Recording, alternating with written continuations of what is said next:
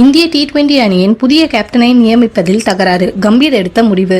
India இலங்கை அணிகள் மோதும் T20 ஒருநாள் போட்டி கொண்ட தொடர் இம்மாதம் 27ஆம் தேதி தொடங்குகிறது. இந்த தொடரில் பங்கேற்கும் இந்திய அணியை தேர்வுக்குழு அதிகாரப்பூர்வமாக அறிவிக்கும் என்ற தகவல் வெளியானது. ஆனால் புது பயிற்சியாளராக வந்திருக்கும் கம்பீர் பல்வேறு கண்டிஷனை போட்டிருக்கிறார். இதில் ஒன்று கூட PCCI-யால் இன்னும் நிறைவேற்ற முடியவில்லை. கம்பீர் மட்டும் பயிற்சியாளராக வந்துள்ள நிலையில் பேட்டிங் பயிற்சியாளர் யார், பவுலிங் பில்டிங் பயிற்சியாளர்கள் யார் என்ற இன்னும் PCCI அறிவிக்கவில்லை. இது போதாது என்று கம்பீர் T20 கேப்டனாக சூரியகுமார் யாதவ் தான் தேர்வு செய்யப்பட வேண்டும் என்று வலியுறுத்தி இருக்கிறார். ஆனால் தேர்வு குழுவில் உள்ள அஜித் அகார்கரும் PCCI செயலாளர் ஹர்திக் பாண்டியாவும் T20 அணியின் கேப்டனாக வர வேண்டும் என்று விரும்புகின்றனர். எனினும் சூரியகுமார் கடந்த தென்னாப்பிரிக்கா தொடரில் கேப்டனாக சிறப்பாக செயல்பட்டதாகவும் அவருக்கு வாய்ப்பு வழங்க வேண்டும் என்றும் கம்பீர் வலியுறுத்தியிருக்கிறார். இந்த சூழலில் ஹர்திக் பாண்டியாவிடம் தாமே பேசி நிலைமையை புரிய வைப்பதாக கம்பீர் கூறியிருக்கிறார். எனினும் ஹர்திக் பாண்டியா இதற்கு ஒப்புக்கொள்ளவில்லை என தெரிகிறது. இதேபோன்று வீரர்கள் தேர்வு மற்றும் ஒருநாள் அணியின் கேப்டன், துணை கேப்டன் போன்ற விஷயங்களிலும் கம்பீரின் தலையீடு அதிகமாக இருப்பதாக கூறப்படுகிறது.